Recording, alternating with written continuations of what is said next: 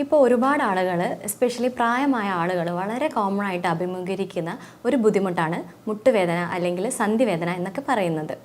ഈ ഒരു വേദന കാരണം ആളുകൾ ദൈനംദിന ജീവിതത്തിൽ ഒരുപാട് സഫറിങ്സ് അനുഭവിക്കുന്നുണ്ട്. അതായത് പ്രധാനമായിട്ടും രാവിലെ എഴുന്നേൽക്കുമ്പോഴുള്ള ബുദ്ധിമുട്ട്, എഴുന്നേറ്റാലും നടക്കാനുള്ള ബുദ്ധിമുട്ട്, നടന്നുകൊണ്ടിരിക്കുന്ന സമയത്ത് എവിടെയെങ്കിലും ഇരിക്കാനുള്ള ബുദ്ധിമുട്ട്, കാല് മടക്കാനുള്ള ബുദ്ധിമുട്ട്, അതുപോലെ കുറേ സമയം ഒരു സ്ഥലത്ത് ഇരിക്കുവാണെങ്കിൽ അവിടുന്ന് പിന്നീട് എഴുന്നേൽക്കാനുള്ള ബുദ്ധിമുട്ട്, അങ്ങനെ ദൈനംദിന ജീവിതത്തിനെ വളരെ മോശകരമായിട്ട് ബാധിക്കുന്ന ഒരവസ്ഥയാണ് ഈ സന്ധിവേദന ഉള്ള ആളുകൾ ഫേസ് ചെയ്യുന്നത്. അപ്പം ഈയിടെ നോമ്പിന് മുമ്പായിട്ട് ഒരുപാട് പേര് ക്ലിനിക്കിൽ വന്നിട്ടുണ്ടായിരുന്നു. അത് അവരുടെ പ്രധാനമായിട്ടും അവർ പറഞ്ഞ ഒരു ബുദ്ധിമുട്ട് എന്താണെന്ന് വെച്ചാൽ വളരെ വർഷകാലമായിട്ടുള്ള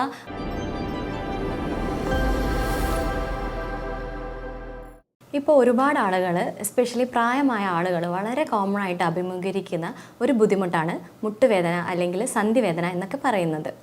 ഈ ഒരു വേദന കാരണം ആളുകൾ ദൈനംദിന ജീവിതത്തിൽ ഒരുപാട് സഫറിങ്സ് അനുഭവിക്കുന്നുണ്ട്.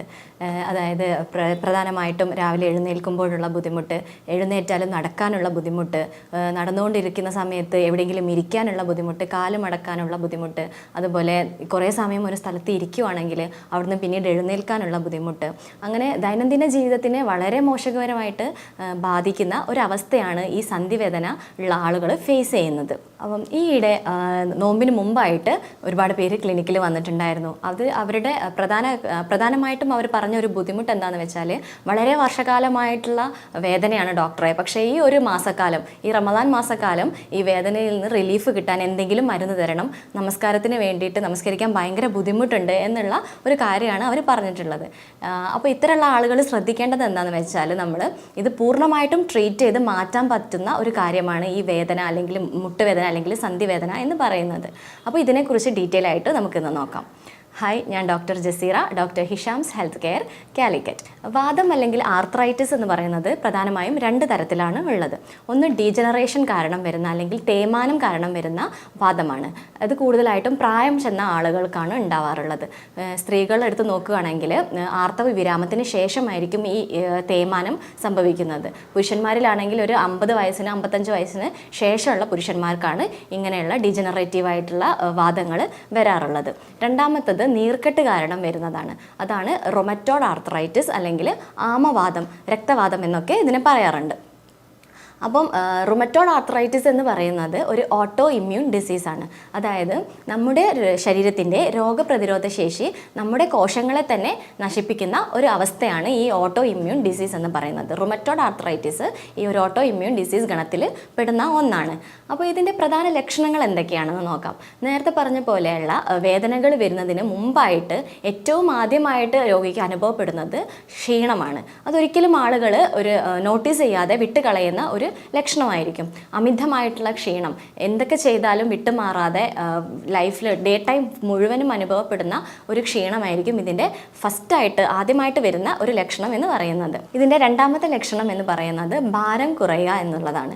നമ്മൾ സാധാരണ പോലെ ഫുഡ് കഴിക്കുകയാണെങ്കിലും പ്രോപ്പറായിട്ടുള്ള ഡയറ്റ് മെയിൻറ്റെയിൻ ചെയ്യുമ്പോഴും ഭാരം ക്രമാതീതമായിട്ട് എന്താ എന്ന് കാരണം തിരിച്ചറിയാതെ ഭാരം കുറയുന്ന ഒരവസ്ഥയാണ് ഇതിൻ്റെ രണ്ടാമത്തെ ലക്ഷണം.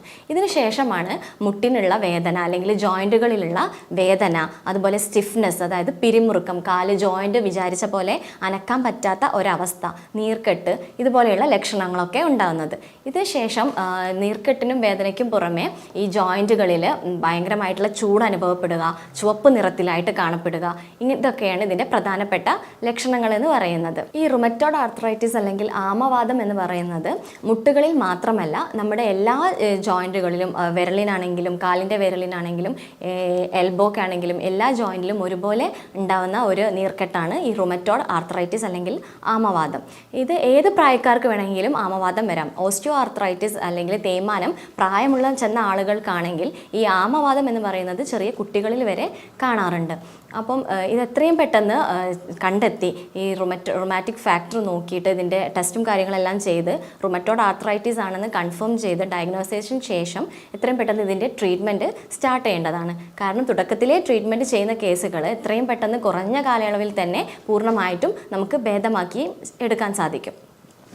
ഇതിൻ്റെ ഈ പ്രധാനമായിട്ടും ഇതിൻ്റെ ചികിത്സ തേടുന്ന ആളുകൾ, അതായത് റുമാറ്റോയ്ഡ് ആർത്രൈറ്റിസിന് ചികിത്സ തേടുന്ന ആളുകൾ അനുഭവിക്കുന്ന ഒരു ബുദ്ധിമുട്ടാണ് വണ്ണം വെക്കുക എന്നുള്ളത്. അതായത് അവരെടുക്കുന്ന ഈ അടുത്ത കാലത്ത് എൻ്റെ അടുത്തൊരു പേഷ്യൻ്റ് വന്നിട്ടുണ്ടായിരുന്നു.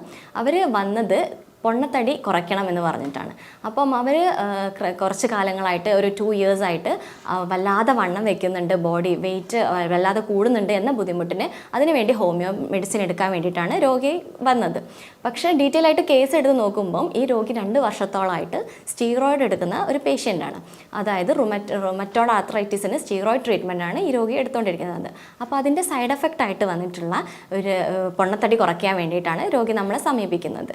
അപ്പോൾ നമ്മൾ എത്രത്തോളം ഈ സ്റ്റീറോയിഡ് കണ്ടിന്യൂസ് ആയിട്ട് എടുക്കുന്നോ അത്രത്തോളം ഈ തടി നമുക്ക് കുറയ്ക്കാൻ സാധിക്കില്ല. അപ്പോൾ അങ്ങനെയുള്ള ആളുകൾ ശ്രദ്ധിക്കേണ്ടത് എന്താണെന്ന് വെച്ചാൽ സൈഡ് എഫക്ട്സ് ഇല്ലാത്ത ട്രീറ്റ്മെൻറ്റ്സ് റുമറ്റോയ്ഡ് ആർത്രൈറ്റിസിന് എടുത്തതിന് ശേഷം റുമറ്റോയ്ഡ് ആർത്രൈറ്റിസിന് റിലീവ് ആകുമ്പോൾ ഒബ്വിയസ്ലി നമ്മുടെ ശരീരത്തിൻ്റെ ഭാരവും അതോടൊപ്പം കുറയുന്നതാണ്. അപ്പം ഇങ്ങനെയുള്ള ലക്ഷണങ്ങൾ നേരത്തെ കണ്ടെത്തി ചികിത്സിച്ചിട്ടില്ലെങ്കിൽ ഒരുപാട് കോംപ്ലിക്കേഷൻസ് ഉണ്ടാകുന്ന ഒരു രോഗമാണ് റുമറ്റോയ്ഡ് ആർത്രൈറ്റിസ് എന്ന് പറയുന്നത്. നേരത്തെ പറഞ്ഞ പോലെ നീർക്കെട്ട്, സ്റ്റിഫ്നെസ് ഒക്കെയാണ് ഇതിൻ്റെ പ്രധാനപ്പെട്ട ലക്ഷണം. ഇത് മുട്ടിന് മാത്രമല്ല മറ്റ് പല ജോയിൻറ്റുകളിലും അതുപോലെ മറ്റ് പല അവയവങ്ങളിലും നീർക്കെട്ട് വരുന്നതായിട്ട് കാണുന്നുണ്ട്. അതായത് പ്രധാനപ്പെട്ട നമ്മുടെ ശ്വാസകോശത്തിന്, അതുപോലെ ഹൃദയത്തിന്, അല്ലെങ്കിൽ നമ്മുടെ രക്തക്കുഴലുകൾക്ക്, കണ്ണിന് ഒക്കെ ഇത് ബാധിച്ച് റുമാറ്റിക് ഫാക്ടർ കാരണം നമുക്ക് നീർക്കെട്ട് കൂടുതലായിട്ട് വരുന്നുണ്ട്. അത് കാരണം ഹാർട്ട് അറ്റാക്ക് പോലെയുള്ള അല്ലെങ്കിൽ സ്ട്രോക്ക് പോലെയായിട്ടുള്ള ഫേറ്റൽ കണ്ടീഷൻസിലേക്ക് വരെ ഇത് നയിക്കാവുന്നതാണ്. കൂടാതെ കാർപ്പൽ ടണൽ സിൻഡ്രോം എന്ന് പറയുന്നത്, അതായത് നമ്മുടെ റിസ്റ്റിലെ ജോയിൻസിന് സ്റ്റിഫ്നെസ് വന്നിട്ട് കൈ അനക്കാൻ പറ്റാത്ത അവസ്ഥ, ഇതൊക്കെ നേരത്തെ കണ്ടെത്തി നമ്മൾ ചികിത്സിക്കുകയാണെങ്കിൽ ഇതുപോലെയുള്ള കോംപ്ലിക്കേഷൻസിലേക്കൊക്കെ പോവാതെ തന്നെ രോഗിയെ നമുക്ക് പൂർണ്ണമായിട്ടും രോഗത്തിൽ നിന്ന് മുക്തനാക്കാൻ സാധിക്കും. പ്രോപ്പറായിട്ടുള്ള ഒരു ട്രീറ്റ്മെൻറ്റ് എടുക്കുന്നതിലുപരി നമ്മളുടെ ഡയറ്റിൽ നമ്മൾ ഒരുപാട് മാറ്റങ്ങൾ വരുത്തുകയാണെങ്കിൽ ഈ ആമവാതത്തിൽ നിന്ന് നമുക്ക് മുക്തനാവാൻ സാധിക്കും. ഇങ്ങനെ പറയുമ്പോൾ നമ്മൾ വിചാരിക്കും എന്താണ് ഈ ഭക്ഷണവും സന്ധ്യയും തമ്മിലുള്ള ബന്ധം എന്നുള്ളത്. നമ്മുടെ നേരത്തെ പറഞ്ഞ പോലെ നീർക്കെട്ടാണ് ഇതിൻ്റെ പ്രധാനമായിട്ടുള്ള ലക്ഷണം. ജോയിൻറ്റിന് ചുറ്റും വരുന്ന നീരാണ്. അപ്പോൾ നമ്മൾ ഭക്ഷണം കഴിക്കുമ്പം നീര് വയ്ക്കാൻ സാധ്യതയുള്ള ഭക്ഷണങ്ങൾ, അതായത് കൂടുതലും ഷുഗർ, പ്രധാനമായിട്ടും നമ്മൾ ഒഴിവാക്കാൻ പറയുന്നത് ഷുഗറാണ്. ഷുഗർ സാധാ പ്രോസസ്ഡ് ഷുഗർ ആവാം, അല്ലെങ്കിൽ ഷുഗർ കോൺ അടങ്ങിയ സിറപ്പ് അടങ്ങിയ ഭക്ഷണ പദാർത്ഥങ്ങളും നമ്മുടെ ഭക്ഷണത്തിൽ നിന്ന് നമ്മൾ പൂർണ്ണമായിട്ടും ഒഴിവാക്കുകയാണെങ്കിൽ നമ്മുടെ നീർക്കെട്ട് ഒരു പരിധിവരെ ഇല്ലായ്മ ചെയ്യാൻ സാധിക്കും. അതുപോലെ ഉപ്പ് നമ്മുടെ ശരീരത്തിൽ ഇൻഫ്ലമേഷൻ ഉണ്ടാക്കുന്ന ഒരു ഭക്ഷണ പദാർത്ഥമാണ്. അപ്പോൾ ധാരാളമായിട്ട് ഉപ്പടങ്ങിയ ഭക്ഷണങ്ങൾ നമ്മൾ ഒഴിവാക്കേണ്ടതാണ്. പിന്നെ നമ്മൾ ഒഴിവാക്കേണ്ട ഒരു കാര്യം എന്ന് പറഞ്ഞാൽ പ്രോസസ്ഡ് ഫുഡ്സ് ആണ്. പാക്കിലും ബോക്സിലൊക്കെ ആയിട്ട് വരുന്ന നമ്മുടെ ഷോപ്സിലൊക്കെ കിട്ടുന്ന പ്രോസസ്ഡ് ഫുഡ്സ് പൂർണ്ണമായിട്ടും നമ്മളുടെ ഭക്ഷണത്തിൽ നിന്ന് നമ്മൾ ഒഴിവാക്കണം. പിന്നെ നമ്മൾ കൂടുതലായിട്ട് കഴിക്കുന്ന അന്നജങ്ങൾ, അതായത് ചോറ്, ഓട്സ്, ചപ്പാത്തി, ഹോൾ ഗ്രെയിൻ അടങ്ങിയ ഭക്ഷണങ്ങൾ, ഇതൊക്കെ നമ്മൾ ഒരു പരിധിവരെ കൺട്രോൾ ചെയ്യേണ്ടതാണ്. കൂടുതലും തവിടുള്ള അരിഭക്ഷണങ്ങൾ കഴിക്കാൻ വേണ്ടിയിട്ട് ശ്രദ്ധിക്കുക. അതുപോലെ കൂടുതൽ omega-3 ഫാറ്റി ആസിഡ്സ് ഇൻക്ലൂഡ് ചെയ്യുക. ചെറിയ മത്സ്യങ്ങളിൽ ഈ ഒരു omega-3 ഫാറ്റി ആസിഡ്സ് ധാരാളമായിട്ട് ഉണ്ടാവും. അല്ലാത്തവർ അതിൻ്റെ സപ്ലിമെൻറ്റ്സ് നിർബന്ധമായിട്ടും എടുക്കേണ്ടതാണ്. അതുപോലെ കൂടുതൽ ആൻറ്റി ഓക്സിഡൻസ് അടങ്ങിയ ഫ്രൂട്ട്സ്, വെജിറ്റബിൾസ് ഒക്കെ ധാരാളമായിട്ട് ഭക്ഷണത്തിൽ ഉൾപ്പെടുത്താം. അതുപോലെ പുകവലി, മദ്യപാനം ഒക്കെ ഉള്ള ആളുകളാണെങ്കിൽ നിർബന്ധമായിട്ടും അത് ഒഴിവാക്കേണ്ടതാണ്. കാരണം അത് നമ്മുടെ ശരീരത്തിലുള്ള നീർക്കെട്ട് വർദ്ധിപ്പിക്കാൻ വേണ്ടിയിട്ട് വളരെ പ്രധാനമായിട്ടുള്ളൊരു പങ്ക് വഹിക്കുന്ന ഒന്നാണ്. പിന്നെ ഇതൊന്നും കൂടാതെ നമ്മൾ ചില പച്ചക്കറികൾ, തക്കാളി, ഉരുളക്കിഴങ്ങ് പോലെയുള്ള പച്ചക്കറികൾ നീർക്കെട്ട് വർദ്ധിപ്പിക്കാനുള്ള സാധ്യതയുണ്ട്. അതൊക്കെ ഒരു പരിധിവരെ കുറച്ച് നമ്മൾ ഭക്ഷണത്തിൽ ഉൾപ്പെടുത്തേണ്ടതാണ്. അതുപോലെ സ്ഥിരമായിട്ട് പാല് കുടിക്കുന്ന ആളുകളാണെങ്കിൽ, അതുപോലെ ഫാറ്റ് ഫുഡ് കഴിക്കുന്ന ആളുകളാണെങ്കിലൊക്കെ നമ്മളൊരു പരിധിവരെ അത് റെഡ്യൂസ് ചെയ്യേണ്ടതാണ്. പിന്നെ ഈ ചോക്ലേറ്റ് ഇഷ്ടപ്പെടുന്ന ആളുകൾ അല്ലെങ്കിൽ കോഫി ഇഷ്ടപ്പെടുന്ന ആളുകൾക്ക് ഈ റുമറ്റോയ്ഡ് ആർത്രൈറ്റിസ് എന്ന് പറയുമ്പോൾ വളരെ സന്തോഷമുള്ള കാര്യമാണ്. കാരണം എന്താണെന്ന് വെച്ചാൽ എസ്പ്രസോ കോഫി നമ്മളുടെ ഡെയിലി ജീവിതത്തിൽ നമ്മൾ ഉൾപ്പെടുത്തുന്നത് ഈ നീർക്കെട്ട് കുറയ്ക്കാൻ വേണ്ടിയിട്ട് ഒരുപാട് സഹായിക്കും. അതുപോലെ തന്നെ ഉള്ളത് ഒന്നാണ് ഡാർക്ക് ചോക്ലേറ്റ്. ഡാർക്ക് ചോക്ലേറ്റ് നമ്മൾ ഡെയിലി ഒരു എമൗണ്ട് വെച്ച് കഴിക്കുകയാണെങ്കിൽ അതും വളരെ നല്ല ഒരു കാര്യമാണ്. പിന്നെ നമ്മൾ നട്ട്സ്, പ്രധാനമായും വാൽനട്ട് നമ്മളെ ഭക്ഷണത്തിൽ ഉൾപ്പെടുത്താൻ ശ്രമിക്കുക. ഇത് കൂടുതൽ മസാലയുള്ള ഭക്ഷണങ്ങളും എരിവ് അടങ്ങിയ ഭക്ഷണങ്ങളൊക്കെ പൂർണ്ണമായിട്ടും ഒഴിവാക്കുക. ഇങ്ങനെയുള്ള കാര്യങ്ങൾ നമ്മൾ ശ്രദ്ധിക്കുകയാണെങ്കിൽ ഒരു പരിധി വരെ നമുക്ക് ഇതിൻ്റെ ലക്ഷണങ്ങൾ നമുക്ക് മാനേജ് ചെയ്യാൻ പറ്റും. ഇതിന് പുറമെ പ്രോപ്പറായിട്ടുള്ള ഒരു ചികിത്സ തേടി എത്രയും പെട്ടെന്ന് ഇത് ഭേദമാക്കാൻ ശ്രദ്ധിക്കേണ്ടതാണ്. അപ്പോൾ ഈ വീഡിയോ നിങ്ങൾക്ക് എല്ലാവർക്കും ഉപകാരപ്രദമായെന്ന് കരുതുന്നു. അപ്പം ഇങ്ങനെയുള്ള ലക്ഷണങ്ങൾ അനുഭവിക്കുന്നവർ നിങ്ങളുടെ ഇടയിലുണ്ടെങ്കിൽ തീർച്ചയായിട്ടും ഈ വീഡിയോ അവർക്ക് ഷെയർ ചെയ്ത് കൊടുക്കുക.